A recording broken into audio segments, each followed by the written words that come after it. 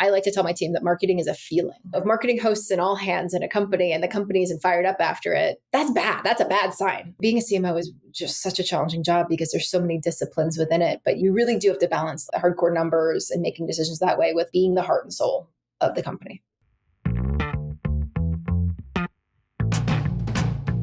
Welcome to the Peerbound Podcast. I'm your host, Sunny Manivanan. Joining me today is a seasoned SaaS marketer and marketing leader, Liz Egan. Liz started her SaaS marketing career with a decade-long run at Yext, where she helped scale the company from a $10 million revenue startup to a $400 million public company.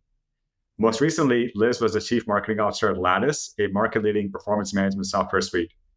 Liz, such an honor to have you on the Peerbound Podcast. Welcome. Sunny, thank you so much for having me. Great. I want to start at the beginning. So tell us how you got into marketing in the first place. I'm still sort of unclear how I got into marketing.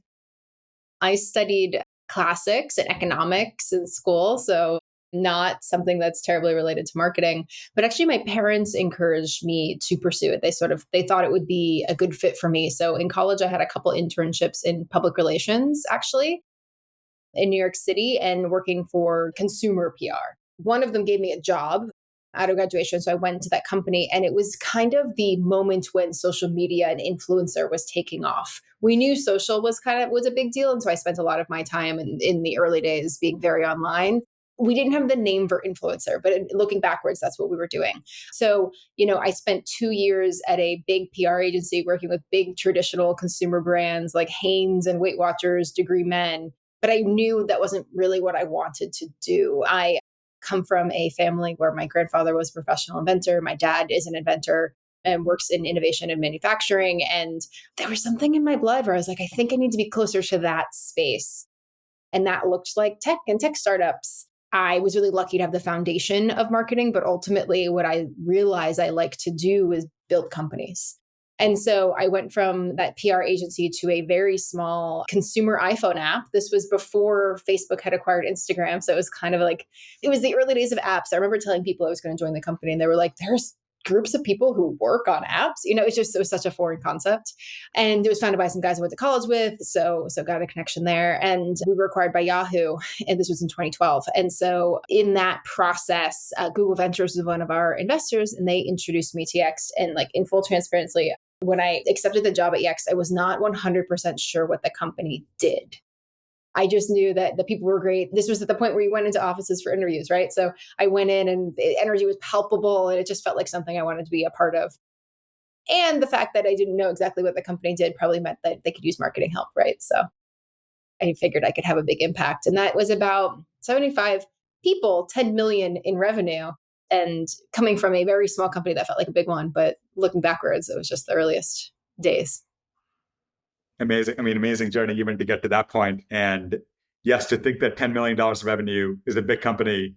That's a true startup. That's a true startup person thing to say. Yeah, exactly right. Exactly. Incredible. Yeah. Just hearing you talk about, the rise of social media for the first time. And, I remember Facebook when it was the Facebook, and then, eventually Instagram, and all of these things really were the definition, were really a big part of our, 20s and growing up and our sort of early careers. So fascinating to know that only really 12 years have passed, but now we're in this completely different era, which I want to talk to you about later. I feel old, but as I describe these things, but it wasn't that long ago. So it's wild how quickly things have changed.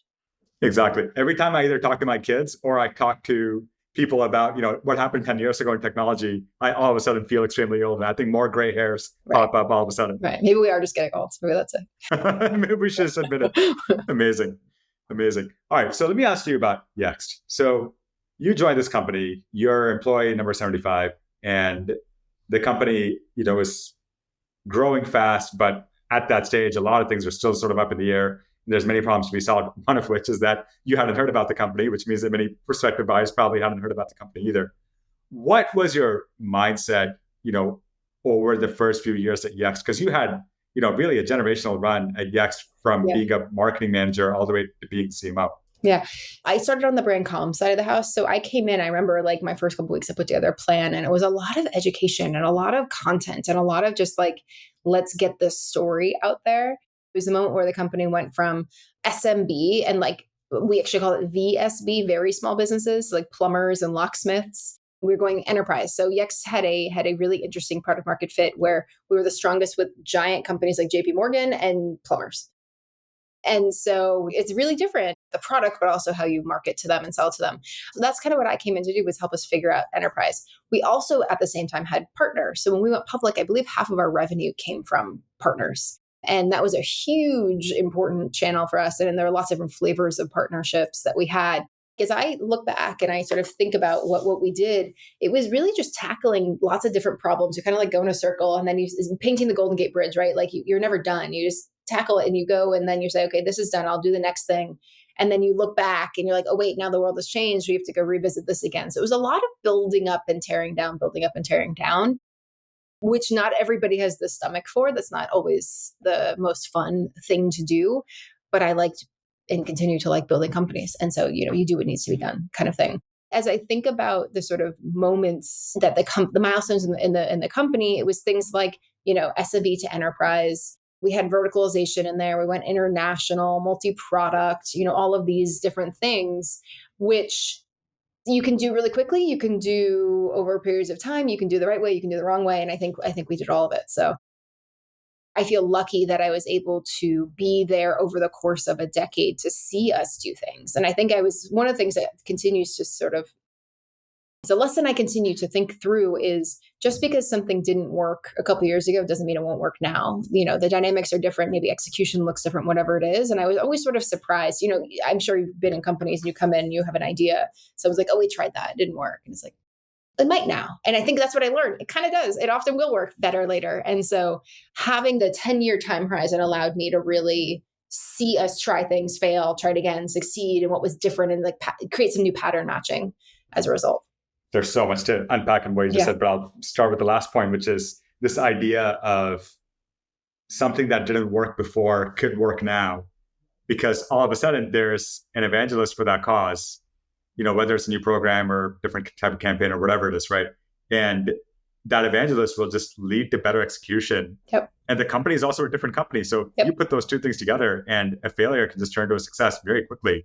And I think the other thing I'd add is market dynamics. Like Yext may have been a little early in the market. And then, so when we were trying things, people didn't really get it, or there wasn't awareness. But then as, competition pops up, the competition can be a very good thing because it helps create the market. You try something again in 5 years and it works because the prospect is ready. So there's all sorts of different things that are different as companies evolve.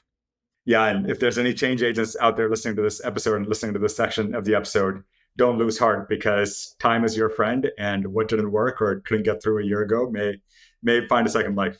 Similarly, what I would say is if you are facing that pushback, someone's like, oh, this didn't work, we tried it before, I would ask why and learn from it and really deeply diagnose. So that way you don't make the same mistakes that were made before, because that is how you can ensure it works. Now, as you grew your career within Yext, were you always on the communications and sort of corporate marketing side? Tell us about your journey. Started there. So the first sort of 5 years, call it, that's what I was focused on. And then 2017, we went public and I led that process on the business side. So working with the finance team and lawyers and all this, bankers. And after that, I went over to the demand gen side. So I think I'm one of the few marketing folks who has actually sat on sort of both sides of the house, if you will. And then I did that for 5 years. So after we went public, we were 117 million in revenue. And then I did that until 400 million. Yeah, it's rare to find somebody who's been in two out of, sort of the big three functions within marketing, right? Product marketing, demand generation, and corporate marketing and communications. And you've done both. So one part of that is very numbers heavy. Another part is much more art, although not numbers, agnostic. Yeah. Numbers there too, but more art. What was your experience? Yeah, my experience was sort of two things that I think about with demand gen. One is hardcore numbers, right? Like the digital media side, making sure that you know where your dollar's going, what return on investment are you getting, where's the pipeline, all of this sort of stuff. And then there's the piece of, at least with an enterprise focused company, working with the sales team. And I think the reason I was so particularly well suited for that is because I knew the company so well. I knew how to navigate it. And so I was very effective at working with I've been told I speak sales very well. I was very effective at working with the sales team and navigating the company and getting huge groups of people to go do something, which I believe was sort of an insider's advantage just because I'd been there for so long. I had to learn the other stuff, right? So I definitely did my fair share of Googling of attribution models and what dashboards should look like and all that sort of thing. And I was lucky to have a great team. And so the combination of the two, I think at some point your job, as your team gets big enough and the company gets big enough, a lot of your job is leadership and hiring great people and then giving them the right direction and then inspecting, right? I know founder mode memo or post is big right now, so I don't want to apply. It's all hands off, but I think it's about knowing where you are strong and where the people you've hired are stronger and then balancing the two. What did you think of the founder mode essay? We're going way off script, Oh, but we there's so much are. interesting things there's so think? many interesting things to unpack with you. So what did you think of that memo? On the whole, I think very positive. There's a reason it went viral, right? I think it was very resonant with folks. I think it was a little bit black and white, and I've seen a couple of follow-up things that are trying to help clarify it, because founder mode done poorly is someone who will not delegate and then micromanage. And I think that's not what he was advocating for. What I saw Howard Lerman, our co-founder and CEO at Yext, do just so effectively is he always managed 2 or 3 levels down. We did have leadership offsites that had, maybe he didn't refer to it as the most important people in the company, but there would be people who were not where you would, in the org chart at the top, and they would be at the offsite just because they were the most relevant person in the room at that time. And so in my experience, that is how Howard ran Yext. And I found that to be a very positive thing. But I do think, founder mode in the hands of the wrong person could just be micromanaging. I did not get an MBA, not to malign anyone who did. I had the choice to. I was ready to. I had my applications. I was ready, and then I had the opportunity to report to our CEO Howard, and I was like, "Well, let's see where this goes. And maybe I can apply in a year if I want, that kind of thing." And it ended up being the best decision I could have made. So I think that there's something around having people oriented towards doing the right thing for the company and building something special versus hiring the sort of, again, I don't want to malign anybody, but management consultant who comes in and they know how to manage, right? And they know how to quote unquote run a business. I think there's a delta between the two. I was reading actually yesterday, a blog post. I'm forgetting who wrote it, so I should get some attribution to it, but it was an engineering manager. And he was talking about well-run companies versus poorly, not well-run companies. But he was describing well-run companies as being bad. Well-run companies are ones that have KPIs, everything is measured, and you don't do anything unless your performance review is going to be tied to it, which can create the wrong incentives. You were incentivized to play the game versus do the right thing for the business, versus poorly run companies don't have any of that, but it means that the person has more autonomy and they have more decision-making ability. And so they're going to perhaps do the things that are right for the company and make better choices. I just thought that was such an interesting articulation of when something is quote unquote well run, actually it may be worse run. And that to me, the founder's mode is sort of speaking to that. Love that. Yeah, it's the facade of metrics, right? And we're so data driven and we have all these metrics. If we hit this metric, the company will win. And it's this desire to make this almost magical thing. Everybody wants it to be so deterministic and so measurable, but it's not. Excellence is just very difficult to really put your finger on, but when you see it. And it's the result of 1,000 small decisions, and you have to have the right incentives in place to get people to act that way. Since I read that yesterday, it was really in my mind. I think he was talking more about you can clean up your code and you can have your AWS bill be lower. But if, there's a political game to be played here of you don't do it until you're asked, all this kind of stuff that I thought was politics. But you do need to understand those dynamics. It's very funny that came from the engineering side of the house because, I think it was you and I talked about this article came out about Nike's results. Yes. And they had gone super hardcore on, I think it was direct to consumer, and everything was about measurability and returns and ROI and things like that. And during COVID, I think it actually yielded some at least very measurably good results. And now they're on the back end of COVID and they just lost really significant market share in a lot of key categories.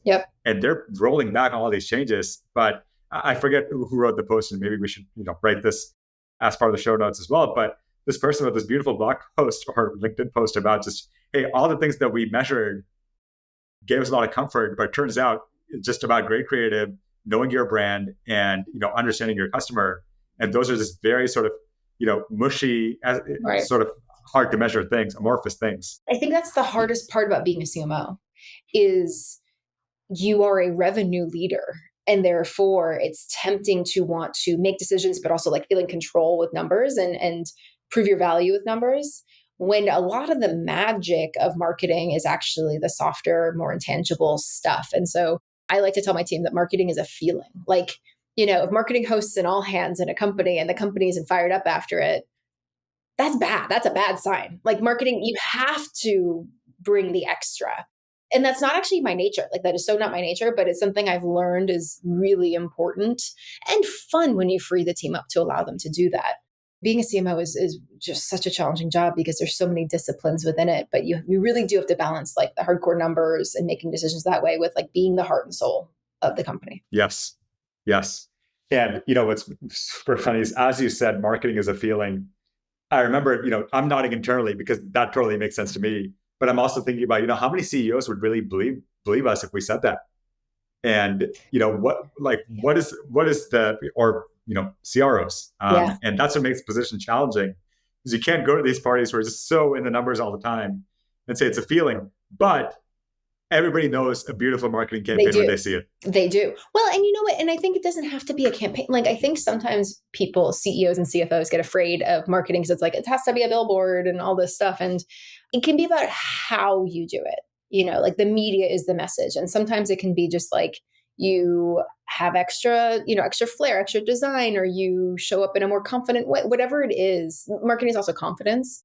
And so sometimes when you take a bigger swing or you have a certain tone of voice, that can be the energy that it needs. And you have to execute that stuff well. Like that stuff can be higher risk. And so that's where bringing in excellent marketers makes a difference. But you're right. I don't think that certainly like the CFO may not be a given, right? Like how do you justify that spend? Once you feel it, then I think it's hard to go back. That's why it's so rare still in this day to see really beautiful marketing or, even a commercial or an advertisement for any product, right? It's so rare to see that perfect thing out there, even though we all know we want that. But, what I think about now is every time I see something that's really just stunning, I think about how many committees it must have gone through and how it managed to survive.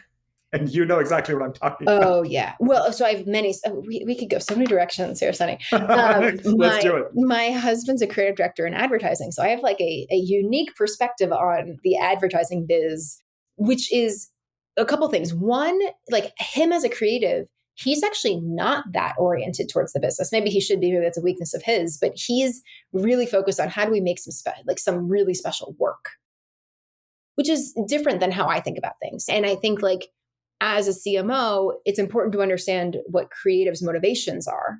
So then you know how to harness them, but you have to recognize their motivations are probably not the same as yours. And so I think that's one of the reasons that it can be hard to work with like an ad agency. One, that the expense is tremendous. You have to really know what your strategy is or what you're going after, and that this is the best way to execute it in order to make that work. Because it's very easy to get like the altitude of the messaging wrong, or to just be slightly off strategy or off message, whatever it is, and you've just spent, many millions of dollars. And that's, you don't have to spend that much always, but that's why it's actually sometimes in-house, particularly if you're sort of newer to creative work, in-house is what I'd recommend, because you can just be a lot more nimble and you don't have to make something like a huge project brief. And then at the end, you're like, what did we do wrong? It can be more iterative, which I think particularly in B2B earlier stage companies is probably the right way. You mentioned something earlier, which is that, people gave you credit for being able to talk sales and understand that function, which, especially marketers who are sort of earlier career, they don't really understand what the other side feels like. What advice do you have for people who may be struggling to, build productive relationships with their sales counterparts? What do marketers miss? Ooh. I mean, my initial instinct as a response to that question is a little bit of a hot take, but like go carry a bag. I mean, like actually go and have a quota on your back. And I think you will feel things a little bit differently. In fairness, I never have done that. My husband and I started a little company and I was everything. I was salesperson. I was, literally everything, accountant. And so that's sort of the closest I've come to that. But be responsible for taking something from lead and qualifying them and getting them to the next stage and doing a demo and like doing the pitch and navigating the company and procurement, whatever it is. Like that's how you're going to build the most empathy. If you can't do that, I would suggest actually like choose a couple, either ride along, like intentionally say, okay, I'm going to work with this rep. I'm going to spend 5 hours a week with them for a month, whatever it is, and like really deeply shadow them. I think you'll get a lot of credibility that way. Or I would probably choose a moment in the funnel that you want to really get to understand. So maybe it's like you want to figure out why are we having a drop off from, I don't know, demo request to meeting book. That's maybe not the best example because you can do that behind a computer, but get in the room and really start to understand what's going on. And that's not just talking to customers, like that's important as well. But I think it's more about like building empathy for the sales person and understanding what tools they have and how they're working. I love that. I love the idea of trying to figure out, okay, why is a number not as good as we thought it was going to be by actually going into those calls and finding out what's happening. There's some cheat codes today. Like you can watch gong calls, right? Like you don't have to actually be in the room. And sometimes it could be weird if you're in the room, but you will probably learn more if you are. Yes. I, strangely enough, am friends with a lot of obsessive gong call watchers and listeners. I'm one of them as well. And yeah, it's incredible the things you can learn. And as a former product marketer, I think the number of times I was humbled by how a salesperson presented what I thought was the perfect deck. And you're just like, okay, well, you, the rep, have a lot of things going on in this meeting. Yes. And now there's a million words on the slide, or even let's say 15 words on the slide. That's too many. Yes. Because you're trying to gauge, okay, is this person for real? Am I talking to the right person? Do they have budget? What do they think about? Are there competitors? There's so many questions in your head. Yep. And the slide should enable you, not, actually bring you out of that mode of just being in crazy discovery. Well, and there's no better way to erode trust than being like, this is the best deck ever, slide ever. And then the salesperson's like, no, it's not. And then they're just going to write you off. And so I think it's actually like critical to your success that you have at least one or two sales partners that you can really build that rapport with, but have them vet things. Like I'm a really big feedback person, meaning I'm never someone who's like, it's my way, that we have to do this. Like I actively want people to be giving feedback and be bought in on things. And so it takes a lot more time, but I think it's the more effective approach. Love that. Let me talk to you about AI for a second. Yeah. So when, you were at Lattice recently, you led the charge in terms of marketing, Lattice is pushing this AI first world. I have so many questions for you just on that, but what messaging did you feel comfortable with, when it comes to AI? There's so much fear around this technology, as there has been around, I think, pretty much every disruptive technology in our lifetimes and even before our lifetimes, and AIs are different. But at the same time, there's also so much promise. And so how did you toe the line?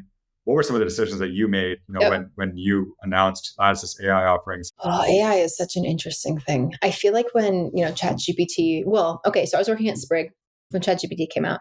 This might be a little known fact, Sprig was on Forbes AI 50 list in the year, leading up to when ChatGPT came out. And so Sprig had actually been in the AI space for a while. And then when ChatGPT came out, it was just like a new game. So it's just sort of funny to think about what AI was to what now it has become in a year and a half, almost 2 years.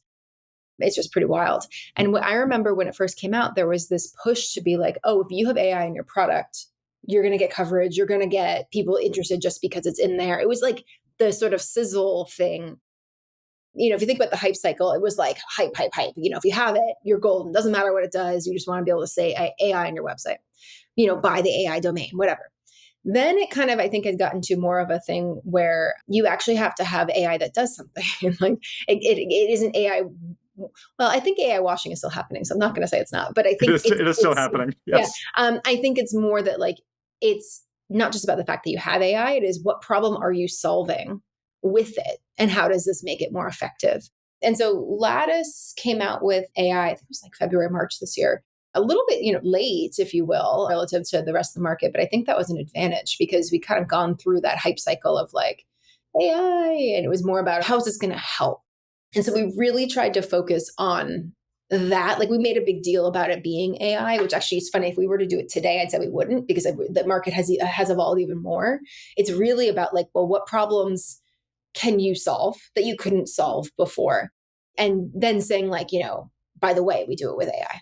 Like, I think that's important. And then also showing not your AI roadmap, because that's not quite the right way to articulate it, but like your roadmap and then how AI helps you facilitate that. Like, I think if you don't have AI in your product or roadmap, probably that actually now would create more questions about your commitment to innovation and how innovative you really are. So it is still a thing you need to make a highlight, but I don't think having just like, here's our AI roadmap, that's not necessarily all that compelling. That was a bit of a rambly answer, but what I would say is that the market continues to evolve in terms of customer expectations around AI and as well as like adoption and fear of it and all this. And so it's really important for marketers to understand where their customers and prospects are on that journey. So that way you can kind of meet them where they are. I think the other thing that's interesting is about monetization. So pricing and packaging of AI. It felt like at the start, you were like, okay, we can have an AI SKU, let's go. I think you can put your AI features in like your highest bundle or highest bucket, whatever. But it's less novel than it used to be. So it comes down to what problem you're solving. I feel like customers have mostly played around with ChatGPT by now. And what's very funny is that I think they kind of say, at least what I believe is true is I think they're saying internally, well, I could do this with ChatGPT myself, so it must not have been that hard to put it into the product. Yep. But it turns out there's actually a lot of engineering that goes into building a successful AI product that delivers every time. It doesn't hallucinate, doesn't do all the crazy things that you'll allow ChatGPT to do because you pay it only $20 a month. But you're not going to, you're going to expect a lot more from Lattice, for example, or really any market-leading solution in any category. It's also like early adopters versus late adopters. And some people have fear. Companies won't even let them use it, or they have to use, there's all this privacy stuff. And it's still the Wild West, but it feels a little bit more like, yeah, of course you have to have it. It's not that special you do, but unless you're doing it in a special way. So there's a lot of AI sludge out there. And I think we're getting better at spotting it and not paying attention to it, but that's not stopping it from being generated. Yeah. And there's even software now, I learned about this and scared the heck out of me, which is you can be on, Twitter or Instagram or whatever, and there are bots out there that will respond with AI generated messages to people's posts. And it just, it's so crazy to me. Yeah. And I've read about this new social media app where all of your followers are AI bots, and they say that up front. And so you can choose the kind of followers that you want. So you can have trolls, you can have supporters, you can have rabid fans, you can have everything in between. But that struck me as really fascinating. So you post something, and then all these people just respond to you, but they're not people. I say people because I'm old, right, but they're AI bots. And I just think that the world of content is about to change in a big way. Totally. As a marketer, does that make you nervous? Does the marketing playbook change? I actually think that roles and responsibilities change. I believe ChatGPT, generative AI, Claude, whatever, are kind of the calculator moment where you have this tool that can help you think. It can help you create outlines. It can help you with some early content, but it does not replace editing. So in my experience, it helps me speed up a ton. And so that my job becomes an editor, not a writer. And you become, you have to be a prompt engineer, right? Like you have to figure out how exactly to ask for the thing that you want to get, which will impact the output. And I think if you aren't doing that, you're wasting your time. Like it's a productivity accelerator.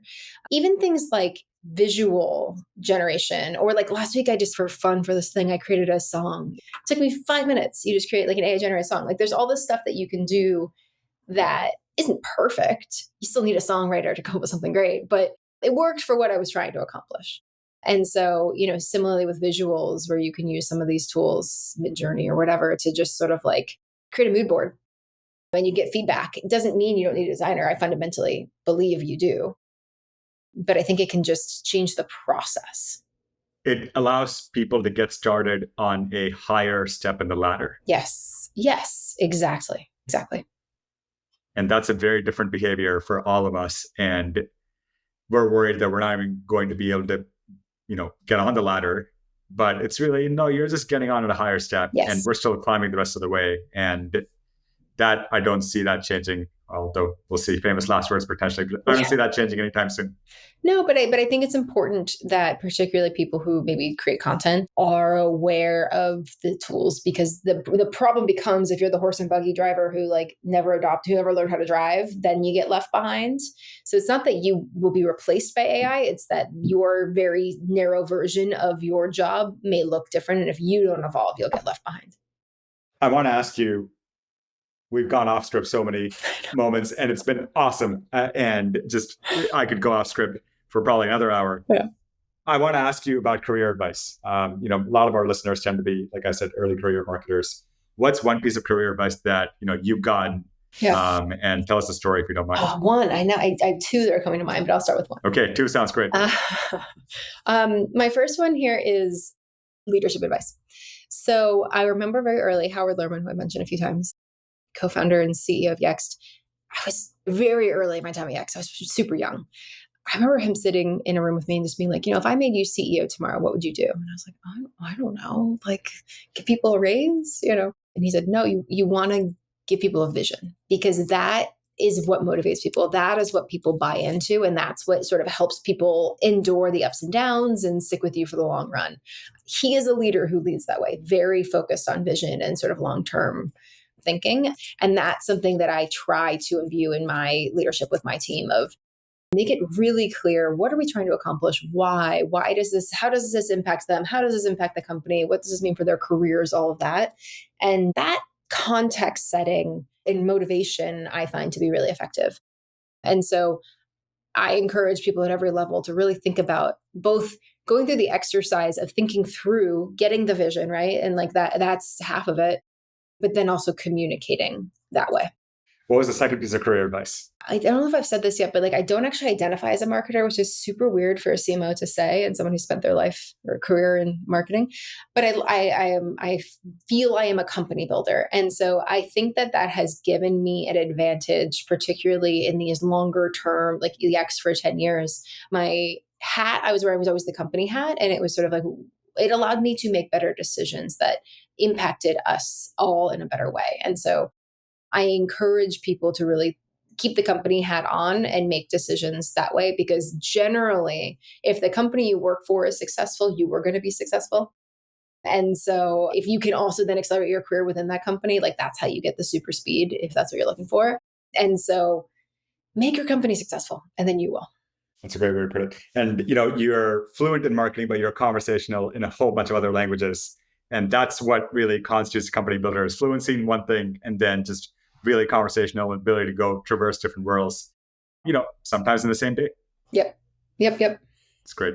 Fabulous. Okay. I want to switch to a section that we call SaaS Talk, where we just talk about, as marketers, we talk about things that we like in SaaS marketing and things like that. So let me ask you, what is your favorite software company homepage other than any of the companies that you work for? I love Vercel. I think that there's something very simple about the way that everyone should pull it up, but simple about the way they communicate. I love the visuals. It's a very design-oriented company. There's some nice interaction. I think the organization is laid out nicely. I like sort of the energy that it imbues. I always also look at Figma. They change their homepage fairly often, so I'm curious to see what they've evolved, but I go to them for inspiration a lot. I think that they're very effective at their product marketing and obviously their design. Amazing. And yeah, the design does make a difference. I think we can all tell, I always say I can spot a great design when I see it. I just have no idea how to create it. We can teach you. I mean, I can't move the pixels around, but I know what to look for. I'll take that class, no doubt. Let me ask you about technologies that you use both personally and at work. So your favorite app for personal use and your favorite app for business use. What comes to mind?